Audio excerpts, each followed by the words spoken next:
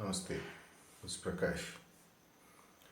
One of the most fascinating facets of human being is their ability to think.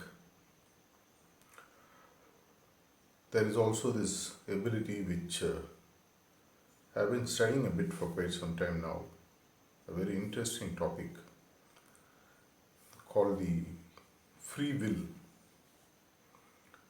Humans are supposed to have what is known as free will. In any given situation, they are able to apparently think through the pros and cons, the cause and effect, and then come to a set of decisions which takes them forward. Free will is considered one of the most powerful tools in the hand of the man. But some of the recent studies that are coming through are pretty interesting on this topic. It's revealing more and more how much we are a puppet, and yet we think we are the masters of the situation. The concept of free will apparently is like a free roaming area which you believe is a free roaming area, yet it is a prison, except that you don't realize it. We are surrounded always by people.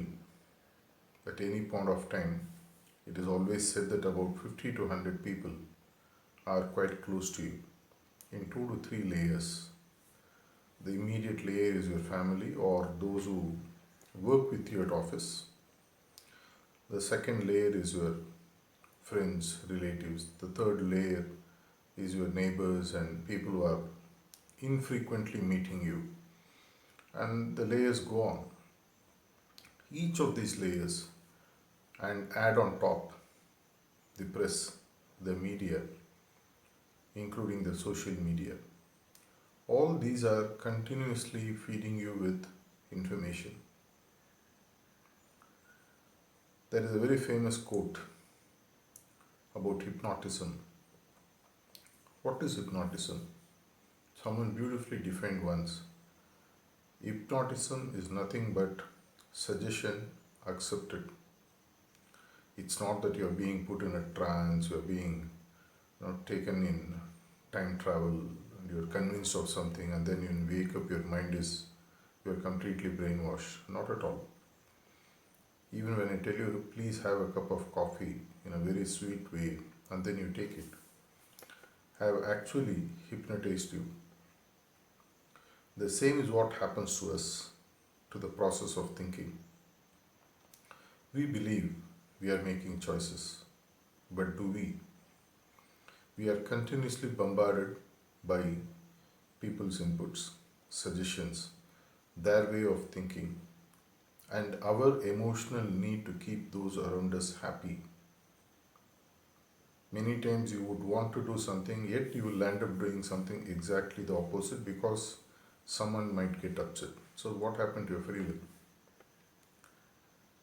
It's one of the myths, as they say, that free will is something that actually exists. We may finally apparently look like making the decision, but it is as much a decision as a pawn which is caught in the crossfire in a chessboard, which has to move only in one direction, and the pawn still thinks that it is making the decision of moving in a specific way. We are almost like that. And if you really go deeper into this, you will understand that the concept of free will is, in one way, almost a myth. We think it exists, but apparently it doesn't. Yet, in a very beautiful way, what we call as a theory of invertendo, the possibility of a true free will of the highest order is possible for you to tap into. What am I talking to here? What if a very higher force or the highest force is going to think on my behalf? Is going to help me to guide, to take decisions without me having to be influenced by anyone. Like a lotus leaf in water, in spite of me being surrounded by people, media, everyone wanting to influence with or without their knowledge, how do I still remain steadfast, clear, have a purpose of clarity in my thinking, and take decisions which are not really influenced? Welcome to the world of meditation. I have said this quite often. One of the definitions that I have read for meditation, there is no one single definition that all need to agree. Even for someone to think that only one way of definition is there for meditation is again a intrusion into your free will.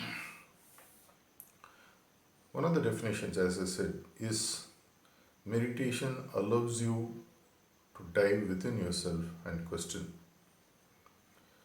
It is said that some of the greatest revelations in the world, whether it came as vibrations from the source called as the Shruti, or as passed on wisdom, which we are able to discern and arrive at our own conclusion called as Smriti, all these came through the process of meditation.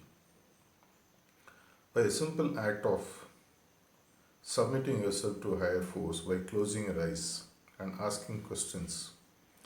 One of the fascinating conversations I had before I started meditating in way back in 1992 is one of the colleagues who helped me to get into the process of heartfulness meditation was sharing with me how he did use heartfulness meditation to his advantage. Whether right or wrong, it seemed to pay a lot of returns on the efforts that he put in. Every day he said he used to sit with a question in his heart and go deep. At the end of it, he used to get an answer. I also remember a friend of mine, a business friend of mine, who also happens to be one of the great astrologers of those days, those times. During the day, there are many people who used to come and ask. But unlike the regular astrologers, he never used to give the answers to any of them. He was a great bhakta of Shakti Peeth. He used to tell me that, Prakash, every day I take all the questions, write them, memorize, and then between 1 and 2 in the night, I meditate on Shakti. And she reveals the answers from within as to for each of the question that I need to answer. I write it down. The next day, I call or share with those who had come for consulting the early day with me. He said, I'm not more of an astrologer, but people call me so, but I'm more of a intuitive person who rely on my meditation to get the answers from within. When you start getting the answers from within from a higher force, by surrendering to a higher will, by surrendering to something, someone, a guru, a god, inside of you, you are able to unleash the true potential of free will. One thing, it comes free. Second, you don't impose your will. You never sit in meditation with a question and the answer in heart that this is the question, this is the answer I want. There is no more free will. That's your wish interfering in the process. Whatever it may be, put the question and don't expect answers to immediately emanate or come out within half an hour, 1 hour. In my own personal experience, there are many times I have meditated and answers have come, sometimes in 1 day, sometimes in 1 week, sometimes in 1 month, sometimes not at all. And also, my guru used to say, even if you get an answer from within, for any question that you ask, if you have a doubt whether it has been interrupted, influenced by your own thinking, by your own pattern of samskaras, repeat the process again. If the answers repeat themselves 3, 4, 5 times, then in all probability the answer you have has come out of free will of a higher order. And when you go ahead by implementing the answer that you have got, you can be rest assured that in all probabilities what you got as an answer from within is in fact which is going to unfold as a truth. Welcome to the home of free will through the process of surrender to the highest force, through the process of meditation. Free will is a myth, free will is also a fact. Explore for yourself. Thank you.